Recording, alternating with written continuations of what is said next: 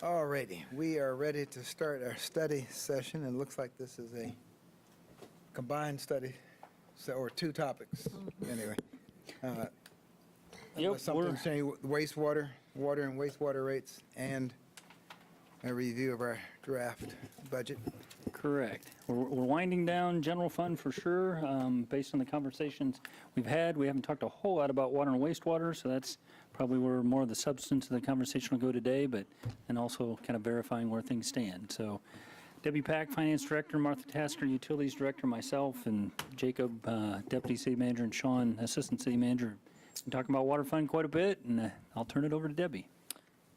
Thank you. Good afternoon, Mayor and Commissioners. Debbie Pack, Director of Finance.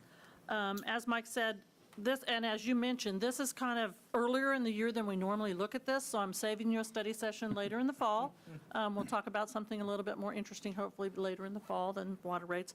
But it enables us to kind of complete the budget for the utility fund instead of having a reaction to it later when we set our rates and we've already set our budget and kind of have to work backwards from it. So this really puts it more in line with the budget process. And enables us to kind of have this discussion before we actually set the budget for the utility fund. So what we'll go over today is the historic presentation on how we get to where we think we should be for water rates. It is a very complex analysis that was provided to us many years ago from a consultant and then revised for our own use by some internal employees. So it's a lot of data collection, a lot of looking at the numbers and things like that. So we'll try to go through that. We'll try to talk about what we anticipate in the water and utility fund as far as future capital needs. We'll talk about the assumptions that we're making in the rate study and the analysis. Look at where the fund balances have been over the past few years. We've talked about what appears to be a huge dollar amount in this fund balance and kind of talk about how we assess that and what we're thinking and things like that. We'll talk about a water bill in general, what the current rates are, what we're proposing for 2023, and then how it compares to other entities around the state from some older information that we have. And then, as you said, after that conversation, we'll look at kind of where we ended up after last week's conversation with your direction on some of those issues and options that we talked about last week and how those funds are in the budget, how we propose that those funds might look like in the 2023 budget. So we'll get into water and wastewater fund. As we know, the water and wastewater fund is a utility enterprise fund, and it has to pay for the cost of providing water and sewer for the city of Salina and its 20-some thousand customers.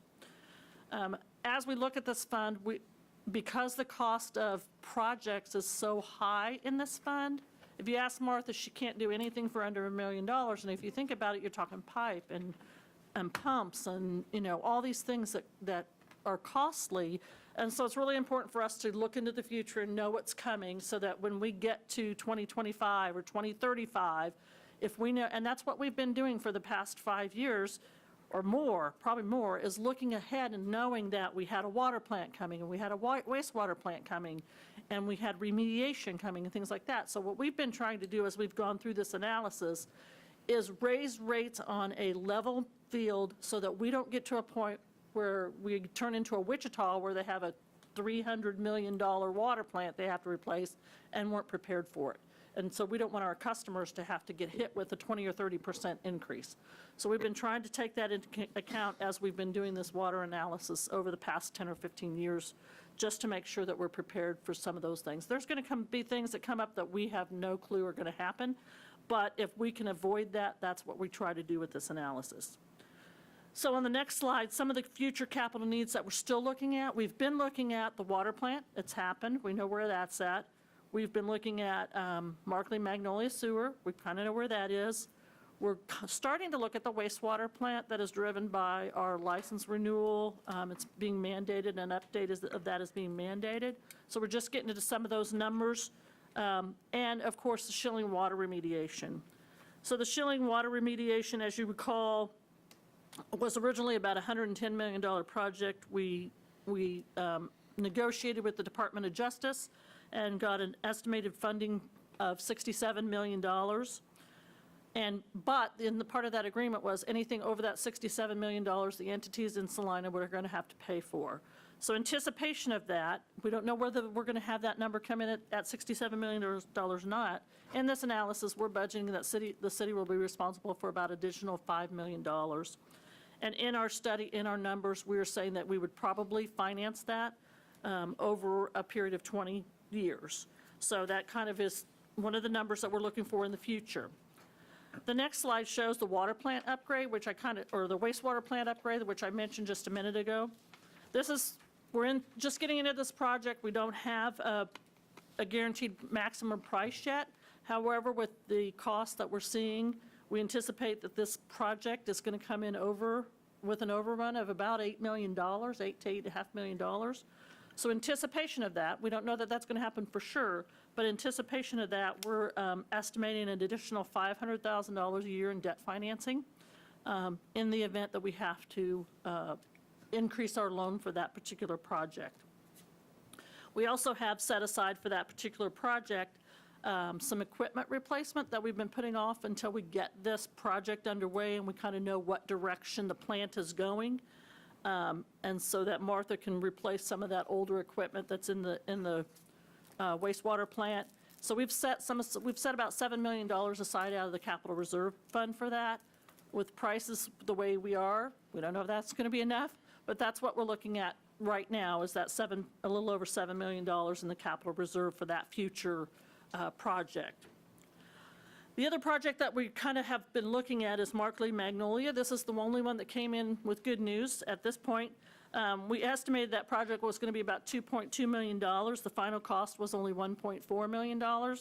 So we were able to reduce what we looked in the study by about $70,000 a year, because we know that loan will be re-amortized now that we've kind of finished it out, and those loan payments will go down by about $70,000 a year.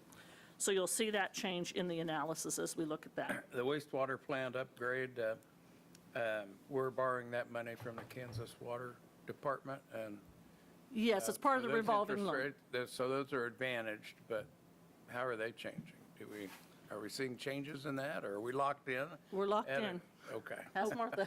At 1.3% is our current interest rate, and that's assuming we carry on with our project in a continuous fashion. Then they'll lock us in at the 1.3. If we delayed for some amount of time, I haven't been able to get them to quite promise up on that the 1.3 would hold in play, so. And the timeline that we're on with KDHE, The the timeline, deadline that they have imposed? the timeline right now is December of 2024. And we have some phased approach to bringing the plant online to meet the nutrient removal requirements that allow us to get all of that work in place and then finish up some of the other auxiliary components and stay in line with what they're after. We've reviewed all of that with them, so. So the additional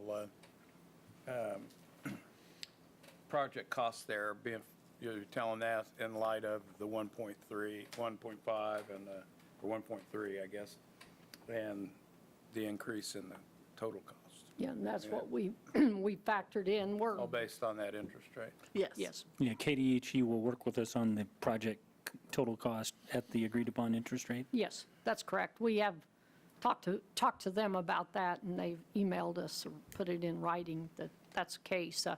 Again, neither them or us know what that guaranteed maximum price is. We should, in the next couple of months, have a better idea on where that stands. Okay. Starting to work on those final numbers, but every indication that we've seen, it's been in the upper 30 million instead of the lower 30 million. Are costs up because of the supply and demand? Do we even know if the supply chain's there to do what we need? Part of the costs are for inflation. They factored that in. Part has to do with labor. And then the supply chain is in there as a part of it because the suppliers will provide us a cost for the equipment, but they won't necessarily promise to hold that cost or guarantee when we'll get it. So that leaves some leeway in your general conditions in your construction contract, depending upon if that makes their project schedule slide be a longer project, additional costs there. So those are the major factors, and they're all seem to be up in the air as to exactly where that stands. What we will know is when we bid it, we'll have a number, but we'll also be looking at some type of a method to track escalation and how that comes into play after the bid. It'll be an open book bid process that allows us to see all the bids and how they were developed. And then if an equipment supplier has issues and can convey what their issues are and in a reasonable fashion, and we can see all the facts, then there could be some cost added after the fact for that factor. Yeah, if we didn't have the built-in 1.3 interest rate, it'd be one of those, you'd almost like to see this project moved out a ways, because I think some of those numbers could possibly, become more advantageous for us in the future, but you might give it up on interest rate if you tried to do that too. So. In part, that's why I asked about the KDHE deadline as well. Yeah. I don't know that we've had conversations with them about extending it, but we've known, we go through a 5-year cycle for NPDES permits, and so we knew it was coming, and now we're in that permit cycle that's imposed the deadline on us. We have asked about the extension of the project time, but we didn't throw in the factor that we might want additional loan dollars in that same question. So until we really get that final guaranteed maximum price minus whatever escalation factor, really haven't chose to run that by KDHE because it's a lot of what if. And we're within a month or two, I believe, of having those first round and guaranteed maximum price numbers. It's a lot of balls in the air right at the moment. Quick question, is Markley Sewer Project, is that the sewer line they ran a few years ago? Yes, it is, up there along Markley, and then Connected with- pump stations down on Magnolia, Right. yes. Yeah. That's 100% complete, and waiting on KDHE to final out our loan paperwork, and we'll have an amendment on our payment. They seem to be bogged down with a lot of this loan paperwork and SRF money and different things right now, so they're a little behind on getting that back to me, but they're working on it.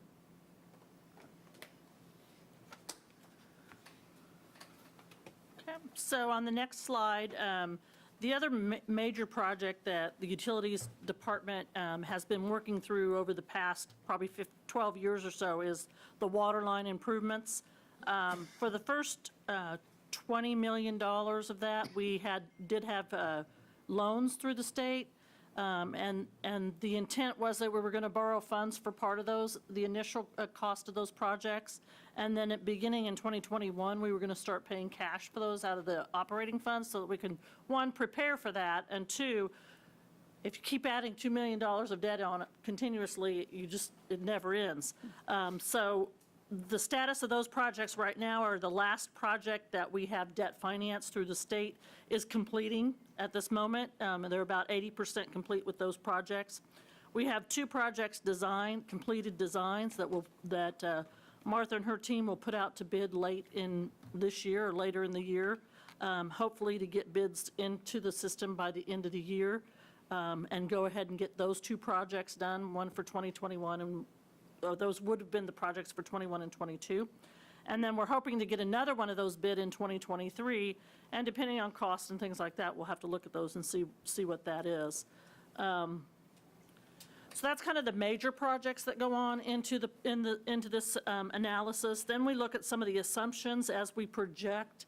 A little explanation of how the projection works. Typically what we do is we look at what we spent in actuals, but we don't know what we have that we've spent. It's just like the budget process. Because we're looking forward, we don't really have an actual number to project off of.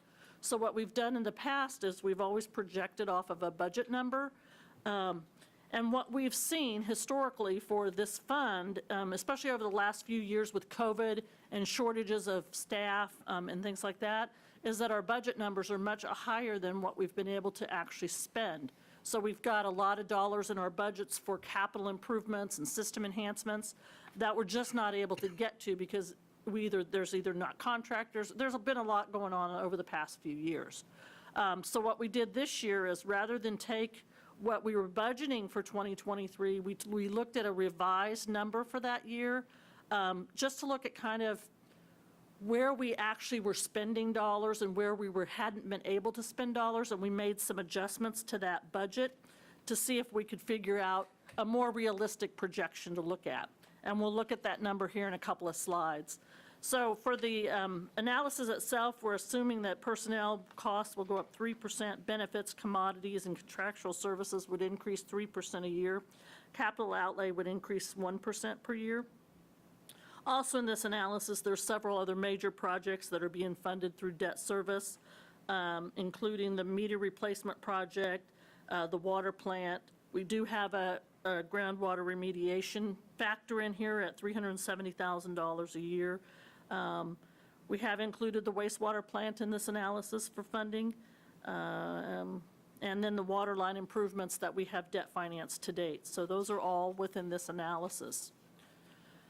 Part of the other analysis is how many people, how much are we selling? So we have to really look at what we have to spend, what our expenses are, and then we have to figure out what our revenue is that we can match to that expense to make sure that we're implementing enough fees to pay for those expenses. So on this slide, it shows that historically, we have historical data about the number of water accounts that the city's held, and the average growth for that is about 0.77% per year. And in the analysis, we're using a 1% growth of number of clients or number of accounts that we're using for our revenue estimates. As far as what on the next slide shows is how much water do we use? How much water do those 20,000 customers use? So as you can see, over the past 10 or 12 years, we've been keeping this data to make sure that we can project on what we believe those numbers were. Our average water consumption is about 1.6 trillion gallons, because this is multiplied by a million, I think. Billion gallons, sorry. There's a lot of Trillion's a zeros lot, after that. Debbie. And then our sewer usage is about 1.2 million or billion gallons of water, or wastewater use. We can see by the graph that's shown here, that's trending a little bit down, so we're trying to be pretty conservative. The city has implemented some water conservation measures, and we know that people are using those because we've seen some of the usage go down. So we're being very conservative with what we believe the usage is going to be. So we're estimating in our studies 1.6 million water usage and 1.2 million of sewer usage. The other thing we did on the next slide for this particular analysis is we looked at where the water wastewater fund was at January or May 31st. And then we tried to project what we thought would happen by the end of the year based on historical information. So for example, on revenue, we have historical data that says we typically collect 40% of our revenue by May of the water plant. So we can take that number and then assume what we would expect to collect through the end of the year. We did the same thing with expenses, and we looked at for capital spending, we looked at some of the projects that we had in the budget for 2022, and we determined which ones we thought we could complete and which ones we didn't think we can complete, so we did make some adjustments there. The other major adjustment that we made was for chemicals. When we budgeted 2022 chemicals, we did not anticipate the cost was going to go up. When we were here last year, we weren't dealing with double-digit inflation. So that number in itself is about $700,000 hit to the fund. So within these projections that we've gotten on slide 10 is we've accounted for some of those things. So on slide 11, I kind of spelled that out. What are we seeing here? We made the adjustments to the expenditures in 2022 of about $800,000. That was an increase of $700,000 and a decrease of the difference to make a decrease of $800,000. We also increased the revenue based on the projections of where we had collected to date. So we increased the expected revenues by about $1 million. In the 2023 budget, where we revised it from what we would normally be budgeting for next year, we reduced it by 1.43 million based on historical spending. A lot of that came in personnel, maintenance. Martha typically budgets for maintenance, and that's things that we don't know are going to happen, but could happen. So we looked at the historical data and said, okay, what has been happening over the last 5 years? And let's kind of move back that number a little bit to see. Because really what we're trying to get to, as I mentioned, a more realistic spending number so that when we do our projections on that number, they're not escalating over a number that's not really accurate. So then we took the 2024 and through 2027 projections, and we projected from that revised spending number, just so that we had a more, what we felt like was a more accurate to actual number than we had been using in the last couple of years. And as I mentioned earlier, some of the reasons that we haven't spent that funding is for staffing shortages. If we don't have people that can bid, inspect, make sure things are going right, it's hard to get those projects out the door. Maintenance, things don't break, we're not spending as much in maintenance. The water line replacements, as you saw, we're a couple years behind on that, getting projects done and out the door. And system enhancements, there again, we have to have contractors, we have to have employees, we have to have those types of things available to be able to get those projects out the door. Did you want to add anything to that, Martha? I'd say a lot of it has to do on the water mains. We have the projects designed, and we've held on to those and haven't put them out to bid yet. In lieu of, we've been local contractors, 2 contractors been kind of doing all the work, right or wrong, but we think we have them trained. And we've had outside bidders, but they typically haven't been back and bid a second round, from that standpoint. So I don't know if they feel our locals are competitive and going to win anyway, but, and those contractors struggle with the same thing we do, having employees. And so a lot of times we're stealing their person or they're stealing ours. And at the end of the day, we're both short of the type of staff that do that work. And so, and we hear that one of our local contractors is getting ready to close the doors at the end of the year. And retire. And retire. So that'll reduce one of the 2 that typically bid on our projects, and he's anticipates finishing the project they're working on right now in the next 2 to 3 months, so before the end of the year. So that gives us, that's just new knowledge we have in the last month or so, so that's going to reduce one of our local contractors that works on projects, so. So When you're talking about water mains and water lines, are you talking about the big 10 and 12-inch mains or Most of running to residential? Most of them are smaller. They're the 8-inch. We do have a few of the 12-inch lines that might be more of a transmission line, but typically our water main replacements are the 6, 8, and maybe a few 10-inch lines going to all residential areas. You're talking about residential? Yes, for not the most part. Not the ones that break in the middle of Ohio Street? Well, you might explain the rationale of how we track and decide which ones to replace. Okay.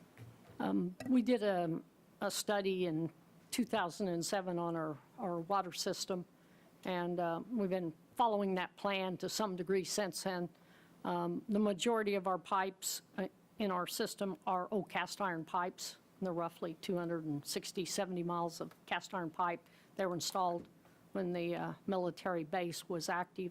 So what we do is we take complaints for water quality that call in the red water, discolored water, and we take main breaks, and then we do heat maps of where those areas occur to help us determine where next we should be working on our water main replacement project. But obviously when you have 200 and some miles, there's a lot of demand for replacement. But that's typically, we look at what we get the most input from our customers and water main breaks. And that's how we decide what's in our next round of projects. And of course, any comments we may get from commissioners, from citizens, we try to factor all that together. So is that what you were looking for, Yeah, Mike? and feel free to correct me if I'm wrong, Martha, but we've had contractors under contract continuing to do water main improvements. It's really we're starting to have the conversation of, at the pace that we budgeted, at the pace that we projected, can we keep up at that pace? And, what we see historically is we haven't. So we're trying to factor that in, and frankly, I think on a yearly basis, we're just going to have to kind of review past performance and say, based on what we know about the market and contractors today, what's reasonable, and adjust accordingly. But we truly have been constructing water mains for over 10 years on a constant basis. We haven't taken a year hiatus or anything like that to get plans done. We can develop the plans much quicker than the contractor can typically get them constructed, so. Well, this one out off Cloud and Centennial, it seems like that's been going on for a long time. Is that one of our water mains? Yes, we have projects out in there. We have some areas where we get calls that the contractor is not working as fast as the neighborhood would like, and part of that has to do with having enough employees to do the work, and it's just a vicious circle. I don't know how to say much more than that, but we definitely get a lot of calls from areas that, well, the contractor's been here, he's done this, and we're still waiting. And so it does appear to you and others that things are not moving very well. We have an area over on Ash, which we get a typical call. Maybe all of you have heard the 1000 Ash. And so there's just many areas that we get calls, and the contractor was over there working, and he packed up and moved to another area. So it has to do with what materials and such they have and labor. It's definitely been a time when you get a lot of unhappy customers calling with things that your magic wand just does not work on. And contractor feels the same way. We pass the word on, and then they go talk to them. A lot of it has to do with getting pavement back, sidewalk, and then getting the grass planted. So trying to just do the final touches and fill the holes. And then if it rains, they all settle. Then that's a new round of calls. So we're trying to get done, but it's just, seems like it's been a tough 3 or 4 years. 1,000 East Ash, is that East Ash? It is. That's where all the blue pipes sitting there by the side of the river? Yeah, we still have work there. There was a sewer line on the south side of the street, a private sewer line for some citizens that created some issues, and we tried to look at a different route, but I think we're back there, and I think they're going to get that fixed so we can move on through. But there's just a lot of unknown issues that come into play, but labor seems to be the biggest play for all of us, is finding employees. So hopefully that answers your question in general, but if you see blue pipe somewhere, that's probably a project we're doing, and we've got the pipe, but maybe we don't have the people to put it in the ground, so I'd like to see that change.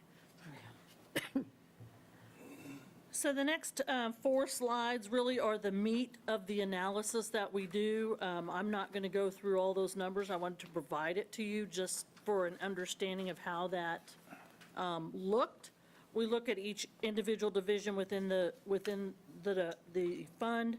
Then we take into account any of the debt service that we have outstanding and obligated payments, any future issues that we might anticipate on some of those future projects.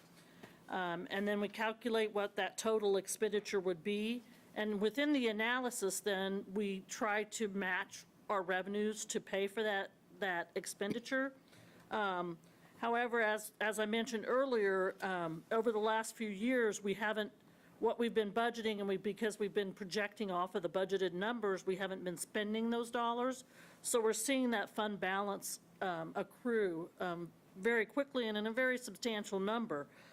So, for example, at the end of 2021, the fund balance in the utility operating fund was almost $22 million. And so what we're trying to do with the revised budget calculation is kind of right-size the budget to what we're actually spending. And while it still looks like a very large number, we're still using a $24 million number compared to a $26 million number. There are still those opportunities that we might be able to spend some of that capital spending. So our anticipation is hopefully with the pay plan, we'll be able to hire some employees. We want to make sure that we have the funding available. And we'll talk about what we did with that in a couple of slides. I don't want to ruin the climax of the presentation before I'm ready to. So the fund balance historically has been escalating, and we're anticipating that that's going to continue, that's going to start going down as we're able to catch up with our spending. And we've been talking about this for several years. We knew that when we hit some of these big projects and we started to spend an additional $2 million in cash out of the operating fund, we were going to spend an additional $2 million in debt service payments for the water plant, and when we were going to spend an additional $2 million in debt service payments for the wastewater plant, we knew that that was going to catch up with us. However, we're to the point now where we are kind of just pausing. Beyond the operating fund, the water utility fund also has a capital reserve fund, and we've typically used that for developments, things we weren't expecting. We've used it for the field house. Back in the mid-2000s, we anticipated using part of that for the water plant. However, when we got to the water plant project, the interest rates were so good. I mean, when you can get a 1% interest rate, it's really hard to say, let's spend all our reserve cash instead of going that direction. So we didn't use it for that. But what we've been saying over the last few years is that we were going to utilize that for some of this maintenance equipment that Martha's been kind of delaying to see what the wastewater plant, what type of plant gets implemented will determine what types of equipment we might need.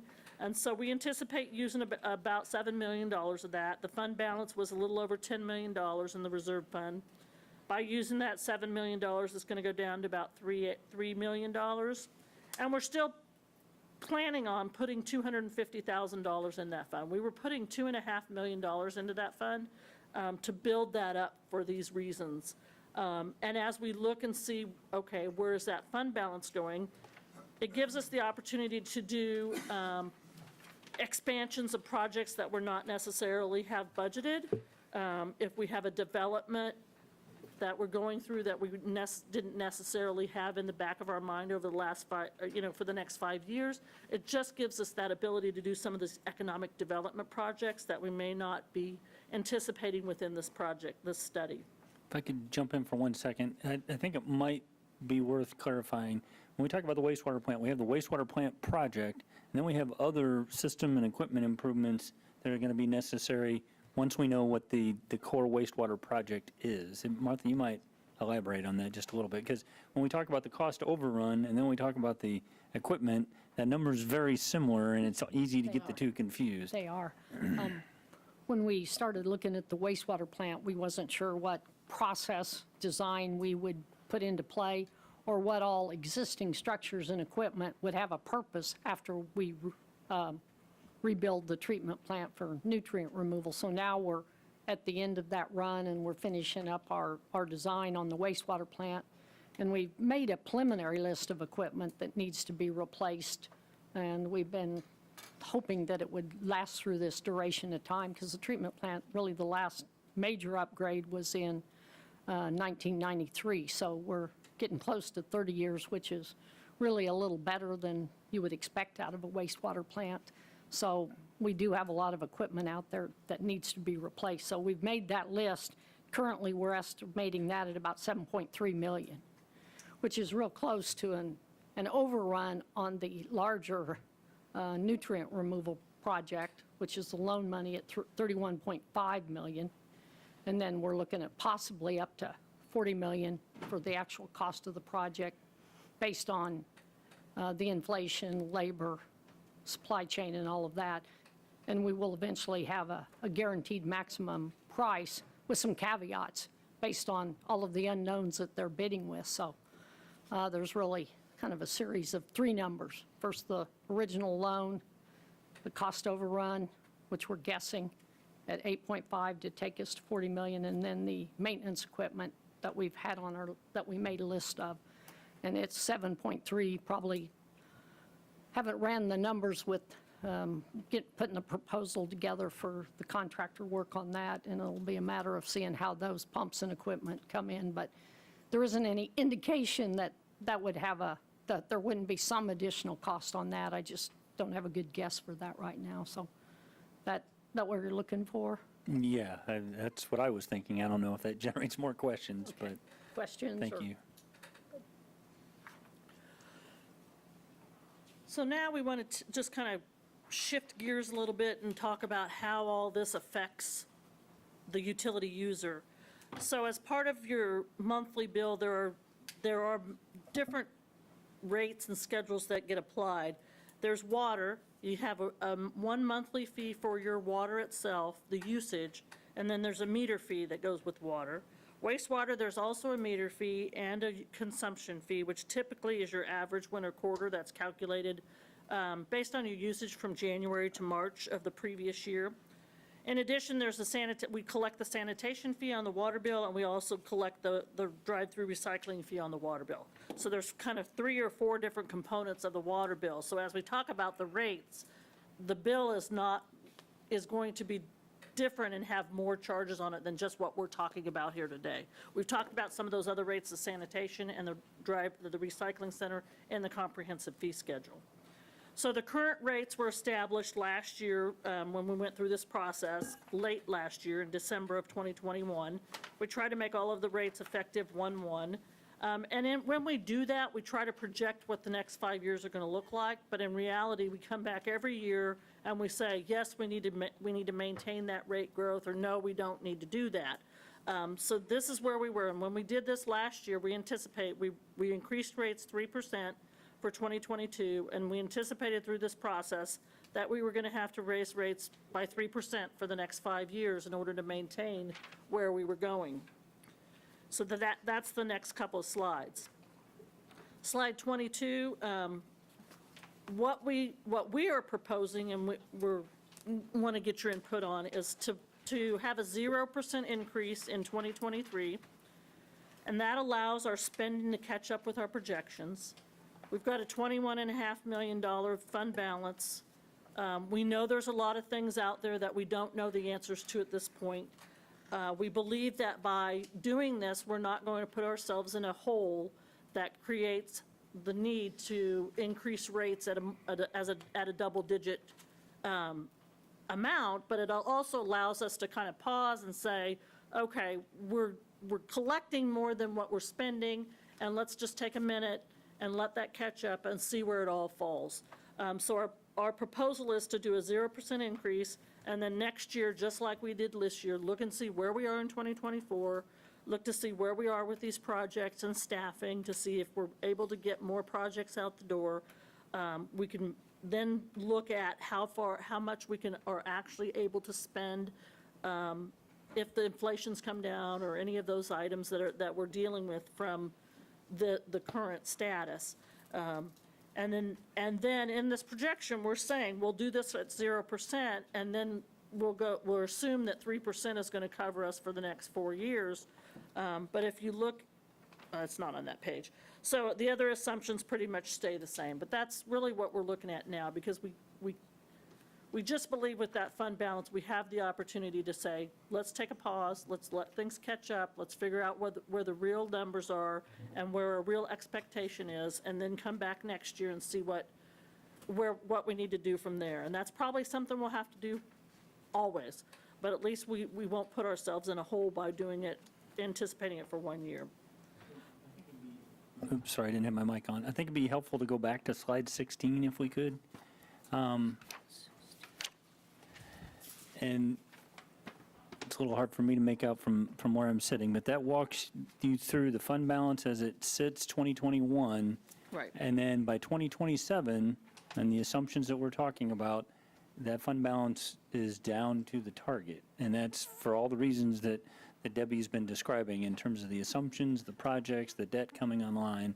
So we do have a healthy fund balance at the moment. We're trying to take that into account. We're trying to project what the future holds and help make an informed decision kind of on a year-by-year basis. We, as an organization, we've not had a lot of opportunity to have this much discretion and actually regroup and see how things perform. We've been financially tight for so long that we didn't have the luxury of saying, we're going to take a pause and then we'll assess and make an informed decision on an annual basis. But at the moment, we feel like that's where we're at, and we could, at least for this particular year, go without a rate increase. Now, I had, when we built the South Water Plant, the rates were going to go up 3% a year to pay for that for 10 years. Was that correct? 20 years, Debbie. The loan on the South Water Plant is 20 years. Yes. It was part of the projection, as we've projected every year in this process, we did have to take that into consideration at that rate. But there's other things that we're also taking into consideration with the wastewater plant and those items. So, yeah, at the time, the projection was, this analysis that Debbie's describing assumed 3%, assumed the water plant along with a lot of other expenditures, and the conclusion was 3% a year, we needed to finance that. Given what we've experienced recently, we think we can take at least a one-year pause and still be able to pay for the water plant, be prepared to pay for the sewer plant. It really comes down to kind of the other expenditures, the system enhancements, the equipment, personnel expenses, those kind of things, I think are the future items that'll determine what out years look like. Right. I think when I reviewed this, did you have a breakdown of how much product and chemicals have increased? They range, we looked at the budget for 2022 and for the south plant and the downtown plant. And again, you're making some estimates on volume of quantity, and that's dependent upon water that you produce or which chemicals you can get your hands on and which ones you can't. We're having a little trouble gaining lime right now, which we use in our softening process. So we're trying to gather up chemicals, and that's been a challenge for us. But we see the cost being somewhere between $700,000 and $900,000, depending upon where we fall in water demand. Well, as we sat down and looked at the budget, Martha and her staff had bid out or priced Right. all the individual chemicals, and she walked me through the price increases, and all of them were up significantly, some more so than others. It was startling, but she had relatively current pricing that she then used for project out year-end 2022, and then also as the basis for 2023. I mean, We bid 2022 chemicals in November of 2021, and usually when we put our budget together, it's well ahead of that, and we're guessing how much chemicals and a small increase on chemicals, but not for some chemicals to be up 200 or 300%. But virtually, I think every chemical was up. I think you had one that went up 5 times what it was. And it depends upon the volume you use, but So do you It's- buy on contract we do. a year at a time, or? We take the bid for a year. They got to supply the materials for a year. What we're seeing right now, of course, price of diesel fuel, they have a surcharge for fuel because they didn't know it was going to be 5-something a gallon versus what they bid back in November. So there's a surcharge for fuel, and there's probably may have heard a shortage of chlorine. Pools and others are having difficulty finding that, so I guess the word shortage relates to. That's a double at the Double- residence Yeah, if you level. just say shortage of it, that means it's up 200%, and so have that issue. And some of the other products are we're waiting our turn to get deliveries. They're not coming, we call and they're here in 2 days. We call and it might be a week or a week and a half before we get those. We're trying to stay in the top half of our tank, but, or storage, but the real truth is it's kind of we're really kind of at their mercy. If you want the product, you're virtually paying their price to get it because we're having delivery troubles on some of it. And we talk to our other communities, and they're fighting the same battles we are. So it's not just labor we're dealing with. We're dealing with some other products that make our operators' job a little more challenging every day. So. But so far to date, we've had the product to produce the water we need, so. And we did take that into account when we looked at what was going on in the 2022 budget. We did take that overrun, that cost overrun into account. So if you look on slide 15 or page 15, our original budget for 2022 was $24.3 million. That was our original budget. And historically, let me give you an example. In 2021, we budgeted $20.6 million was our budget for expenditures, and we spent 16.8. In 2022, we budgeted $24.3 million, and with their projection, we're saying we're going to spend $23.4 million. That's almost $6 million more than we spent in 2021. That cost, the cost of adding some of these additional debt financing and some of these other costs are causing those numbers to come back up to a more realistic number. 2021 was an extremely low year of expenditures. Prior to that, our expenditures for the year ranged anywhere from $17 to $19 million. So that's what we took into account for that 2020 kind of average. And we did take that, when we look at the fund balance totals on slide 16, we did use that projected number of a gain or a loss. We originally budgeted a loss of $4 million in 2022 because of those additional costs and what we thought we would be able to do in some of these capital expenditure or capital items. And with the projection, we're only projecting a loss of $825,000. So we have made those adjustments for 2022. We've made them for 2023. And hopefully that helps us right-size it more to a more realistic spending level going forward in the projections. So philosophically or policy-wise, why wouldn't you phase in a anticipated reduction rather than taking a timeout? Why wouldn't you make that gradual instead of just timeout? Is there, maybe I'm missing some point about public finance that you don't take it before you have it, but We had that conversation, and we didn't feel like there was a right answer other than we're not certain of the future to say that, going from 3 to 2.5 or a 5 or a 10-year span covers it. It really was, here's what we know at this point in time about our past spending. This coming year, we'll capture what we have confidence about right now, and then we'll regroup in the coming year.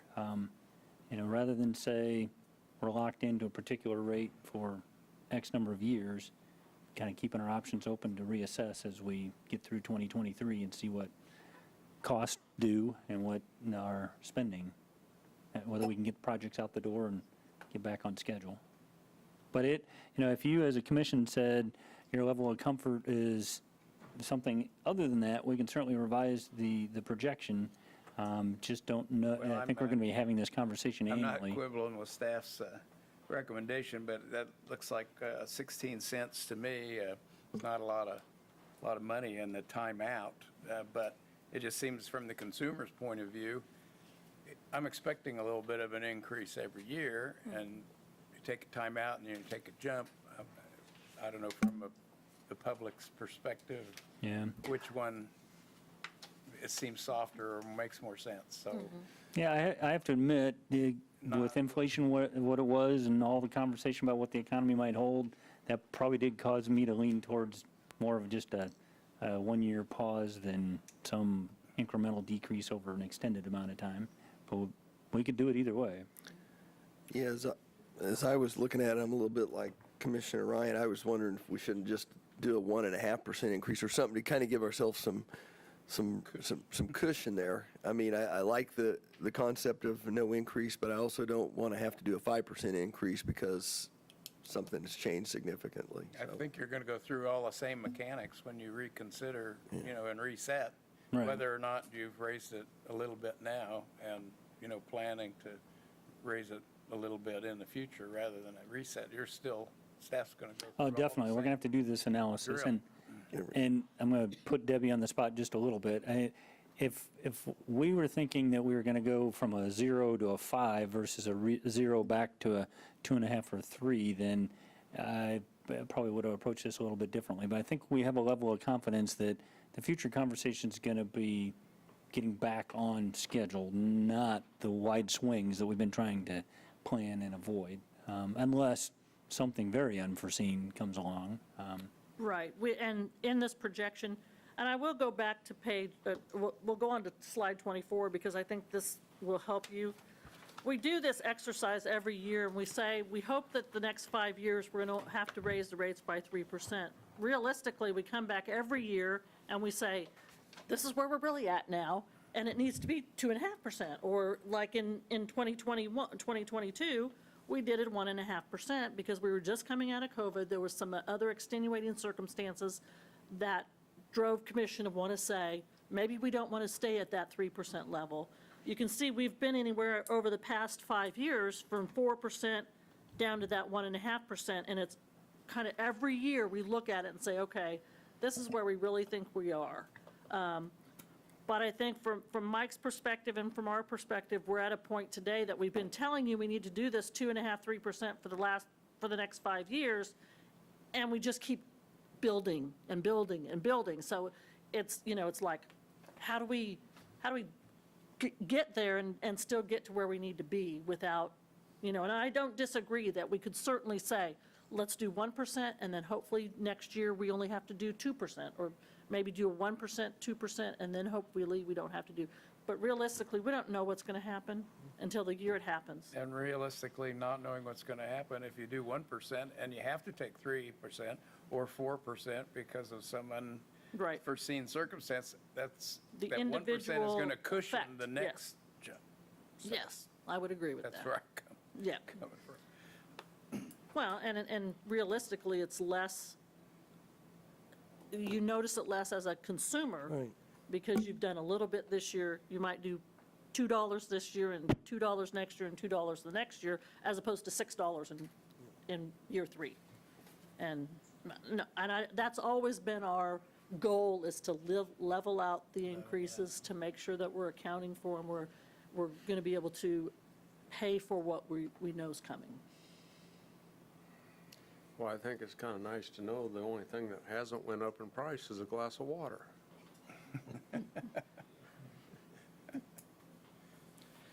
And it's the cheapest thing you can buy, so.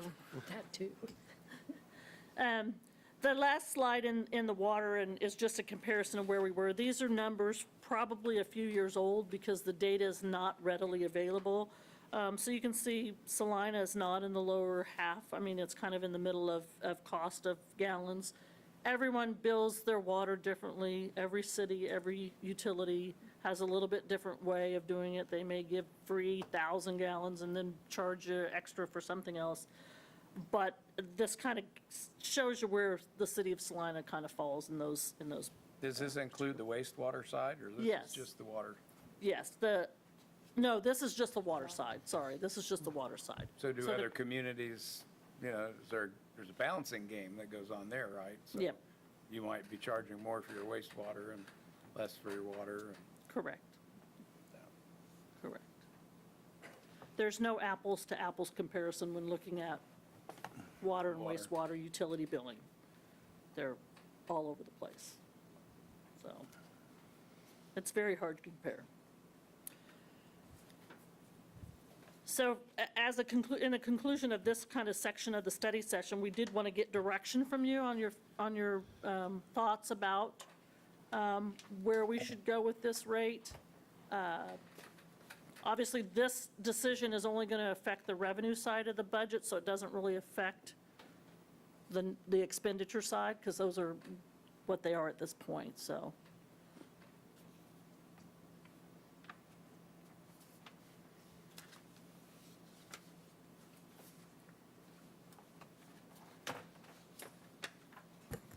I guess my question would be, have we needed the increases of the last 5 years to keep up with current, I know we have some future expenses.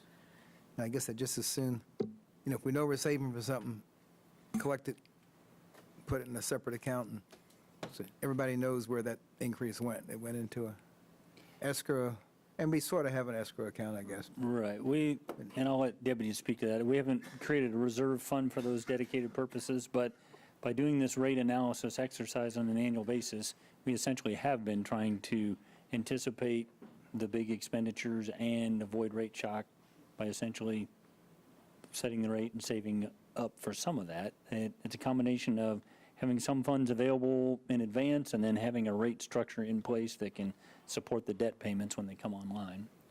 And more straight, the question is, did we need it? I will answer what Martha tells me all the time is, there is work that needs to be done. There is a whole host of things that need to be done, millions and millions of dollars, and that's what she tries to budget to. What do I need to get done? It doesn't always happen because we don't always have the capability of getting it done. Or but maybe, the needs are there. I should have rephrased it, have we spent the money? No. And that's Right. why our fund balance is starting to go up, and that's why we were trying to kind of right-size that to, we're trying to figure out what that number is, basically. But even if you didn't have an increase, we're still putting money away for the known future Yes. Yeah. expenses at a rate that should cover those expenses.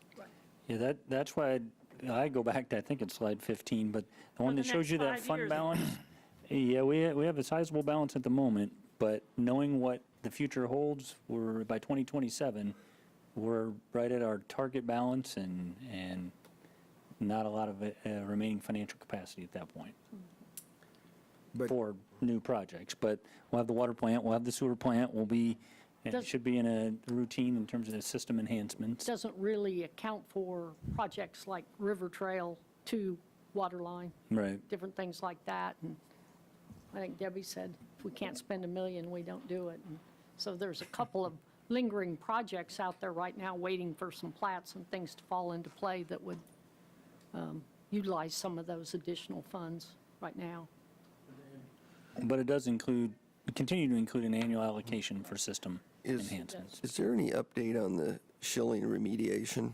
It's been kind of quiet on that front, and we talk about wage inflation and everything, and again, we negotiated to a $67 million funding, and I'm starting to get a little concerned with, with some of the wage inflation and other things going on, if that's going to be sufficient. The project that's under design right now is a direct groundwater recirculation, which includes a large volume of piping throughout the site and well pumps, and then pull water out of the ground, pump it to the treatment facility, then back into the aquifer. That is currently under design. Just getting, I would call it a good start on that, and don't anticipating that being done for at least another year or year and a half. So I don't know whether by then maybe the piping and some of this will have settled out a little bit, but the other work is some excavation and those type, but the big project that has a lot of moving parts is that project. Because I know when we talked, we thought, we'd have a large payment due up front once they got started, and so we just hadn't been hearing about that. On the other side is we have $67 million that's invested, and I don't know what we're earning on that, but hopefully the earnings on that $67 million will help offset that $5 million that we've kind of budgeted also. Yeah, I think about half of the funds go into the implementation or design and construction of treatment alternatives. Then the remainder is for the operation, maintenance, testing for the 20-plus years following. So hopefully the funds will be invested for some length of time to kind of spread some of that Yeah, out. the longer it goes out, the more earnings we obviously Right, so will it's kind receive of to a- help offset some of that, so. But the project, as far as the large infrastructure project with lots of moving parts, that's at least a year out before it would be designed and ready to go out to bid, so So that could might be, be. based on the time, for way everything's going, let's say it could be 2 years then, so, It okay. might be We good do have news. those funds invested. When we began the project, when we got the funding a couple years ago, the interest rates weren't nearly as good as they're starting to become. However, we've got them laddered in a way that they become, they renew annually, and then over the 4 years, because we're only allowed to go out 4 years. So as we go through that process, those annual renewals will start to gain some of that increased in interest rate and be able to go out 4 years instead of this, originally, we could only go out 2 years. So hopefully that'll help us in the gain side of that money. We're also gearing those investments knowing that out of the $67 million, like Martha said, the majority of it's going to be spent in the first 5 years. So we're looking at what do we have for the following 25 years to keep going. It's about $10 million as we go out that far, so. Did I hear you right, that once the project is up and running, it's a 20-year process? That's what they're estimating for the remediation to be complete. It might be 22 years, but I don't know if the magic's good enough to make that decision right now. But a lot of remediation will be 20, 30 years out for all of the cleanup to come into play, but 20 plus years.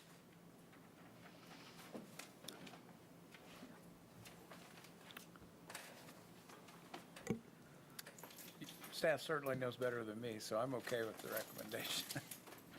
We've got to keep going here, don't we? Yeah, certainly don't want to paint you into a corner. In terms of timing, do you want to speak to when we formalize this and when we? We actually are hoping to bring this back with the comprehensive fee schedule when we do our public hearing on September 12th. So we do have a little bit of time. And like I said, because it doesn't affect the expenditure side, which is the authority side of the budget, we could bring this back till the end of the year if we wanted to. It's just, is it simpler to do it all at once, or we've done it separately forever. This would be the first time we've ever done it together. So, if it's something that you want to think about and come back to us, that is certainly fine. Well, I would say staff has generally made rather conservative projections, save it knowing we're going to spend it ahead of time. I think we made a conscious and deliberate effort to exceed the revenue neutral rate because that money can go for very specific purposes. If there's an area where staff feels we don't have to increase it, I listen to everything. I think I agree with Commissioner Ryan. If you're good with it, I don't right now have a reason to challenge you on it. If you weren't good, you'd come back. Definitely, yeah. I guess that's my prior point, is I think we have enough capacity that it doesn't have to be a immediate 180-degree about face. We now have planning, preparation, and finances to where we can come back. We can size it up and we can come back. If your I mean, materials go theoretically, up we could another come back by the end of the 200%, year though. and say, something's happened. Yep. We need to revisit this, because they don't go into effect until January 1. That's true. Yeah, as Commissioner Longmire was saying, if things go up another 200%, yeah, we probably will be back Right. having this conversation. Right.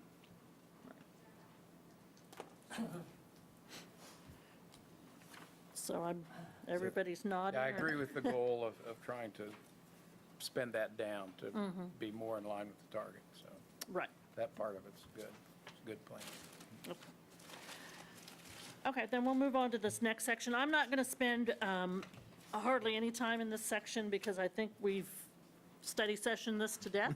But I did want to at least present to you what the numbers looked like after we had our conversation last week, and the direction that you had given us in each of these funds. So the general fund, the budgeted revenue came in about $47.3 million, which is about a 5.13% increase over the 2022 budget.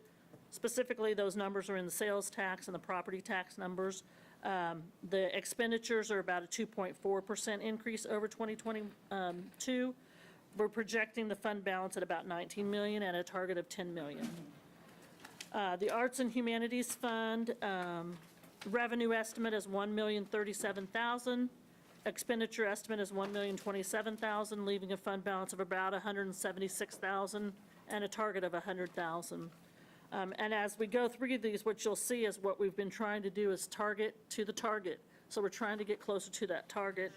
I think sales tax capital fund is one that might look unusually odd, with a revenue of $9.8 million and an expenditure of $13.8 million.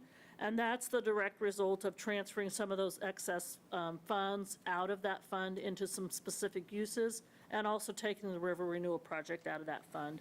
I got That a quick target- question. Yep. Debbie. Where does arts and humanities generate all this income? The River Festival. We do a transfer, the city does a transfer out of the general fund for about $645,000 a year, and then they generate the rest of it out of programming and the River Festival, so that's within that fund. Okay. I Okay? didn't realize they made money. Yep, Well, there is a $645,000 transfer for general fund, so Yeah. they make money at the River Festival, but then they receive funds from general fund. right, they're supplemented from the general fund, yep, I'm sorry, is this funded by the city or the county? city. Thank you. Then the remainder of the funds, unless you have specific questions, the Sales Tax Economic Development Fund, I did want to point out, we did budget that transfer for Schwann's in 2022. However, we made it in 2021, so it looks kind of funny there. So the actual ending fund balance estimate on that fund is $822,000, because that 650 was kind of counted in there twice when you look at those numbers. The next 4 or 5 are really transfer funds for either in and out, that we're supporting those dollars to other funds. Special Gas Tax Fund, which is on slide 33. That's one of those funds that we're trying to spend more dollars out of the Special Gas Tax Fund to do some of these projects that are coming up, and try to get to that fund balance. So we're estimating that ending fund balance at about $750,000, and still has a target of $250,000. The next, Tony's Pizza, Neighborhood Parks, Schilling Air Force Base are all in and out funds that they don't have a target fund balance at this point. The sanitation fund on slide 36, we're showing that it will have estimated fund balance at the end of 2023 of about $757,000, with a target of $500,000. Solid waste, this is one we've struggled with. How do we get about transferring that money out into a reserve fund, because it doesn't have a specific capital reserve fund. So its target fund balance is $500,000, but we're still seeing a fund balance in there about $5.4 million. And I will say a big majority of that particular budget is about a $1 million purchase of a bulldozer. I think it's a bulldozer. That they're budgeting for in 2023. So as an enterprise fund, they don't get to come through sales tax and pay for those items. They have to budget those out of their operating fund, unless they have a capital reserve equipment fund. Golf fund, we anticipate that fund balance ending at about $132,000 with a target fund balance of $100,000. Wastewater, we just talked about that fund. We're estimating that fund balance coming down. We're budgeting this number, although in our conversation, we revised that when we did that projection. So we would anticipate that number won't be that low at the end of 2023, but we want to give Martha and her team the capacity, if they can get those projects done, to have that authority to do so. Central Garage, estimated ending fund balance of about $326,000, target of $100,000. Workers' comp and health insurance fund, those, as you recall, were 2 funds that we created a fund balance policy over. So the fund balance target and the work comp fund is at $750,000. With the numbers we plugged in for budget, we're estimating that to be about $702,000. So that's probably the only fund within all of these funds that we're estimating will come in under.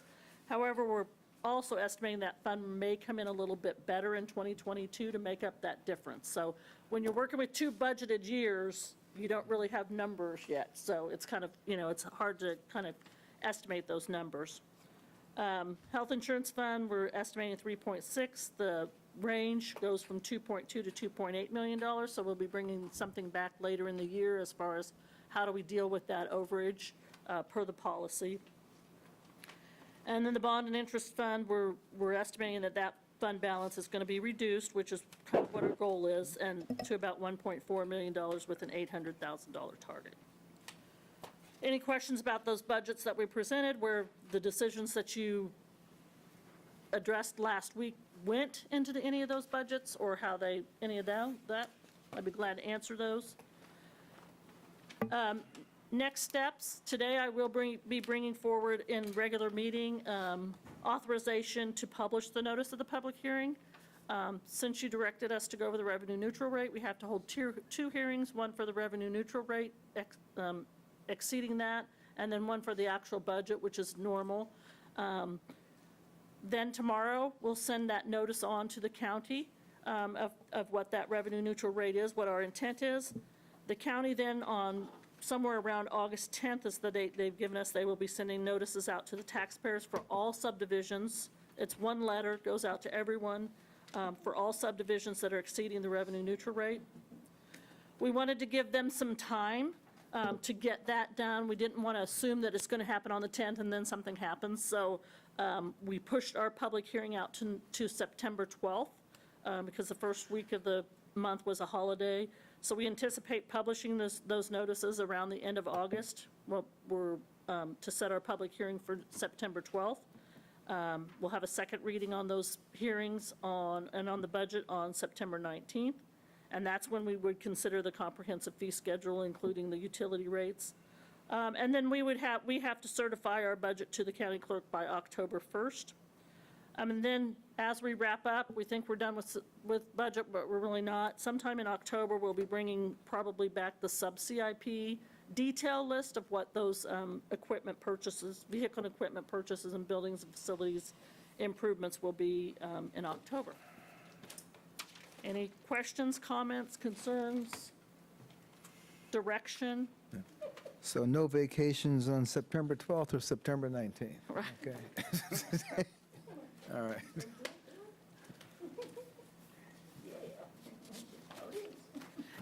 Now, well, when you go through the hard work in these sessions, it actually makes the 12th and the 19th a lot easier. Yeah. And I would ask that if you have any comments about how the process went, please feel free to provide those to Mike, because we will be looking at the process. How can we improve the process? How can we make it less study sessions? How can we make it, give you as much information as you need, as efficiently as we possibly can? There's a lot of information, so. Well, I'd say this year was relatively painless, even though we had some important things to discuss. Or you're wearing us down and we just don't fight anymore. I Well, think it's been well That's presented. not what I and wanted to do. It's been well presented, and I appreciate having it in pieces I can Pieces. digest. Yeah. Okay. I think some feedback you gave, as a commission gave previously, was that background information that we presented initially in strategic planning was kind of a good baseline, and it helps with that understanding. And we presented that again, but I think we're getting better in terms of gathering that data, graphing it, and we still want to give it to you, but we may be able to do that more succinctly in less study sessions. And updates during the year as to how we're faring with our budget would help as well. That'll be coming shortly. All right, Thank you. see everybody at 4 o'clock.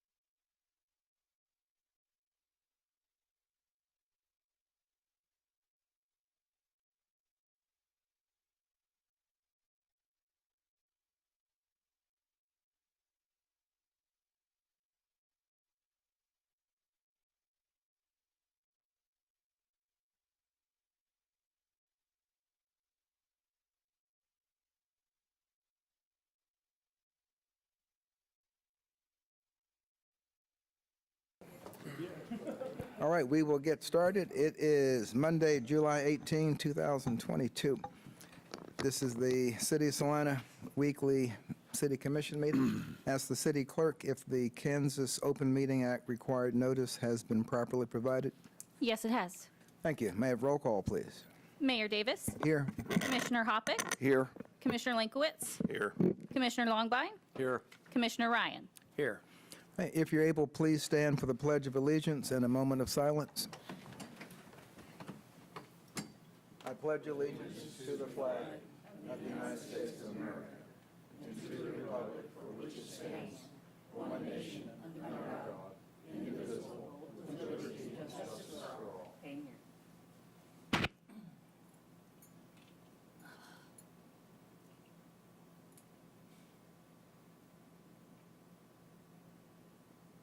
Thank you.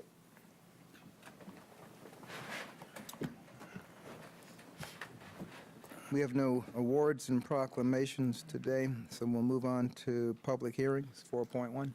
4.1, public hearing, Resolution 22-8059.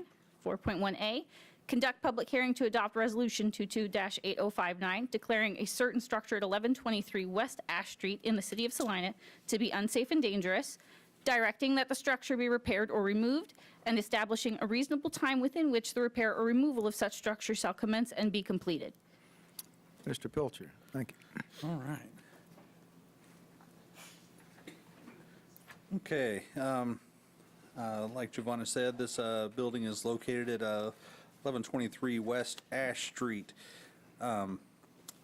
Start a little bit with the required process, like I normally do here. The first step is to pass a resolution to conduct a public hearing. City Commission met on August 23rd, 2021, set the resolution date, passed the resolution date. Sorry, I don't think that August 23rd date is right, but it passed resolution 228052 to set the hearing date for June 6, 2022. Yeah, I think that was supposed to be, we met on June 6, 2022, but anyway. We published the resolution 2 times on June 10th and June 17th. A copy of the resolution was mailed to the interested parties on June 7th, and today we will conduct the public hearing.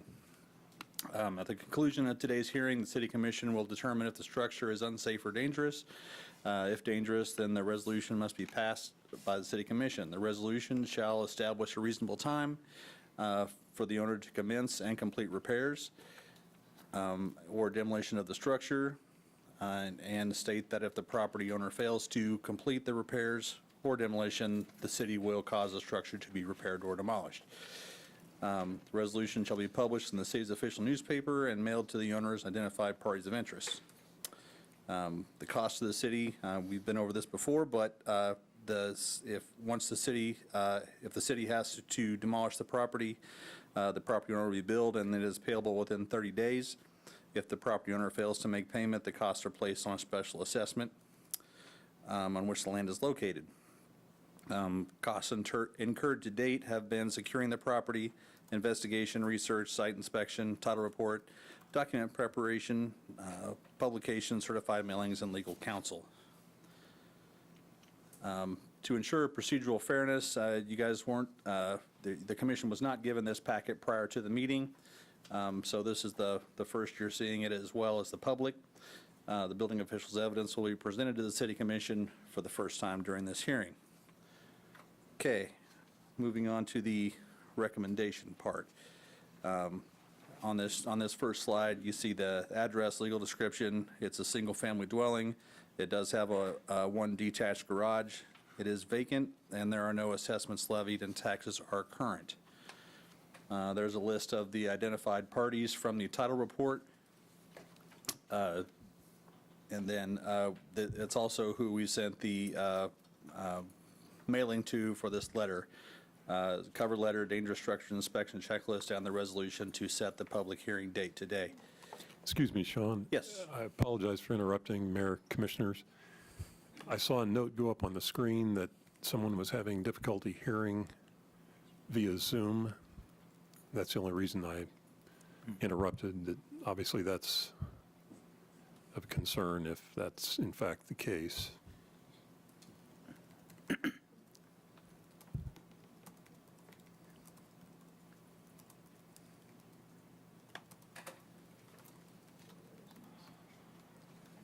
I wasn't quick enough to identify who it apparently was calling that out.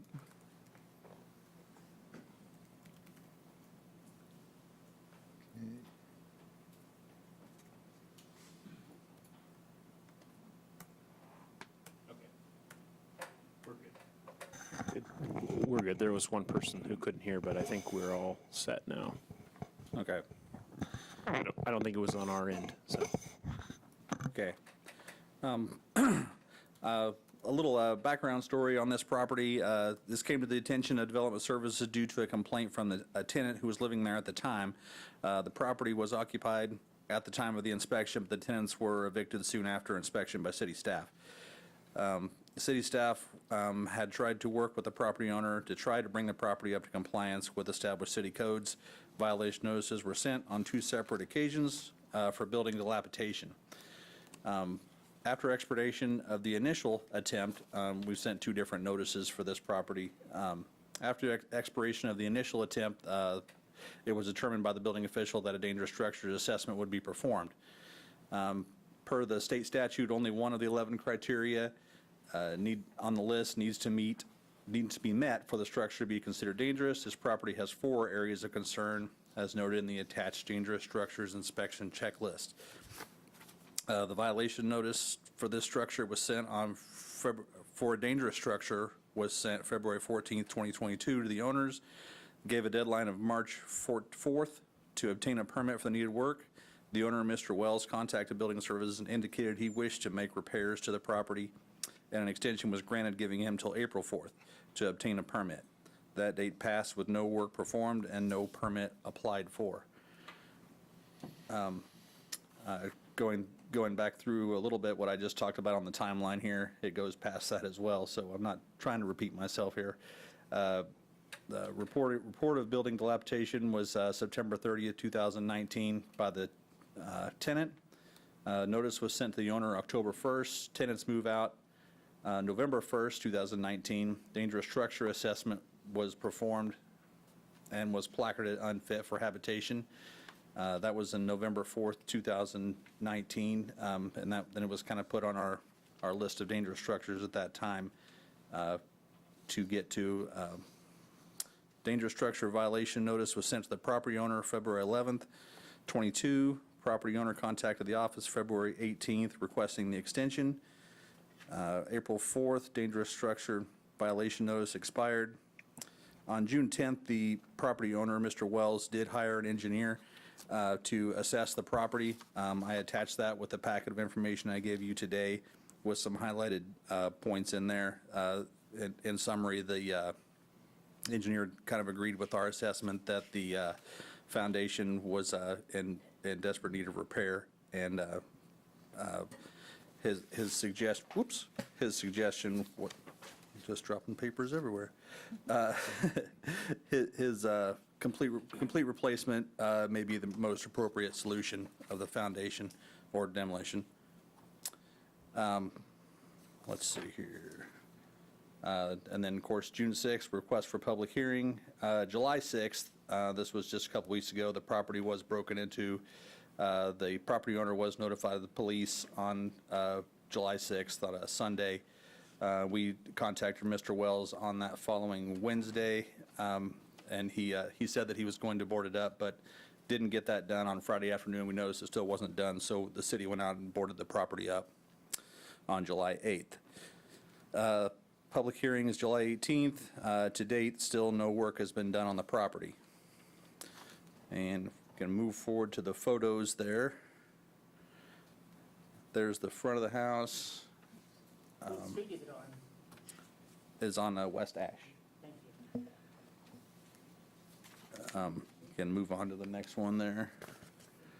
This is the back side of the house. There's a, looks like a bit of a mess there. The back door is kicked open there. This was on July 6th.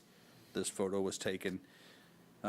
This is the next two photos are the interior of the house. When people broke in there, they kind of just tore the heck out of the place.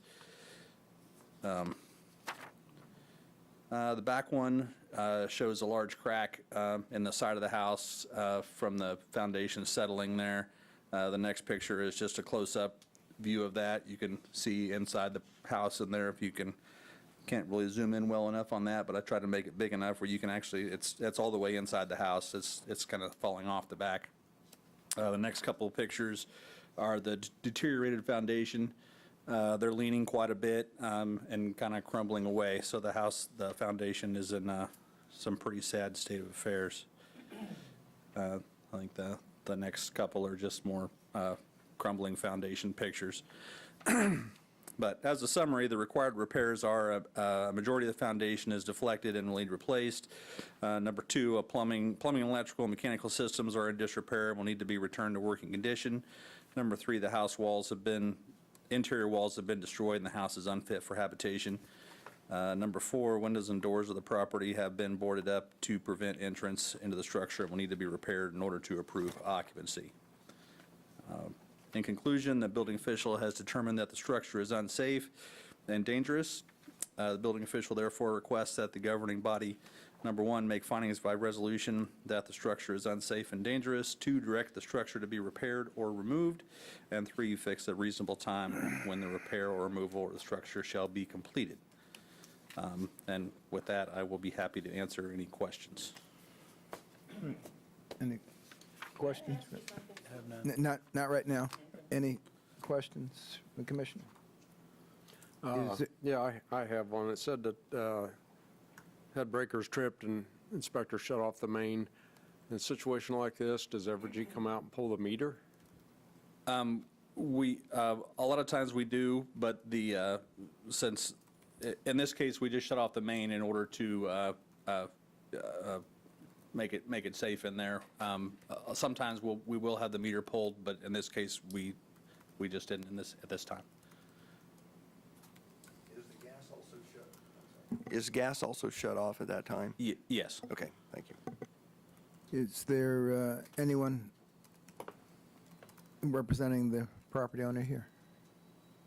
Not that I'm aware of. I did, as you can tell on the sheet on the thing there, the notices for this hearing were undelivered and sent back to me. However, I have spoken to Mr. Wells and did inform him of this date, and he said he would try to make it. I also gave him the Zoom information, but I guess he didn't make it. Okay, thank you. Any questions, comments from the public? If so, come up to the podium. You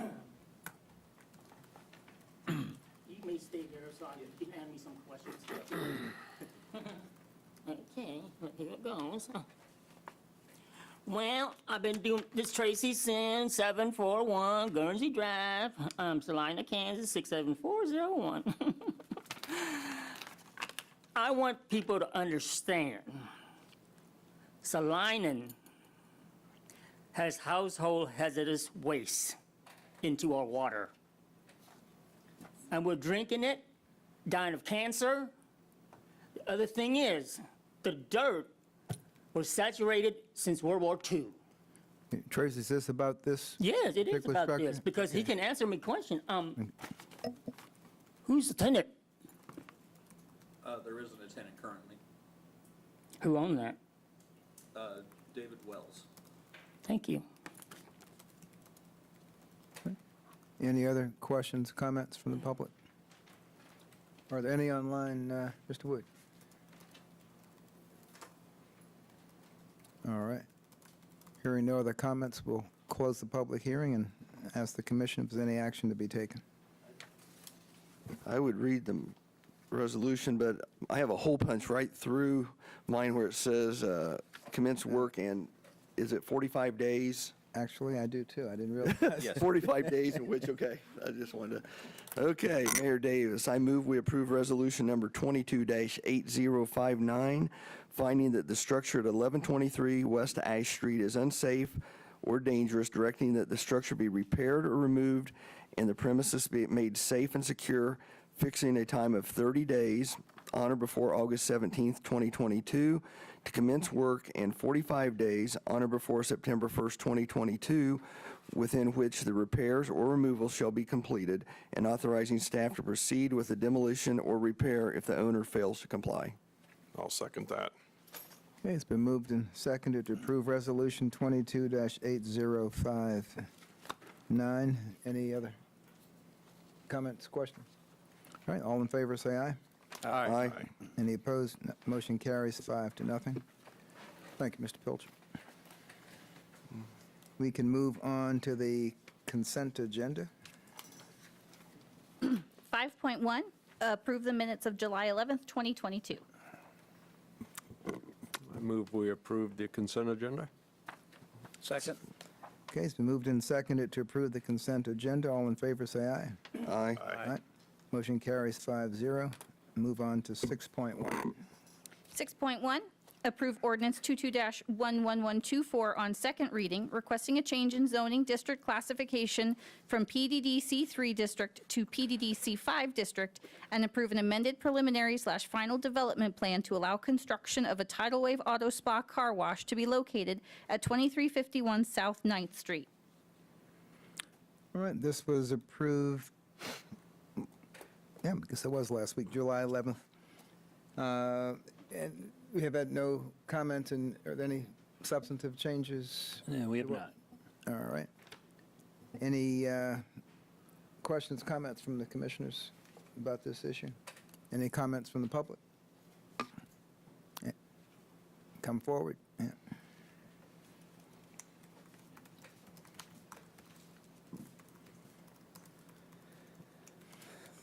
I haven't looked at the plan. Dalton McDowell, Yep. sorry. You just let the clerk I know did. your name. Dalton McDowell. Thank you. This auto car wash, whatever you want to call it, is it going to have a system? Is it going to have a system that does not allow all the contaminated water into the wastewater? It gets filtered, then it goes into wastewater? Is it?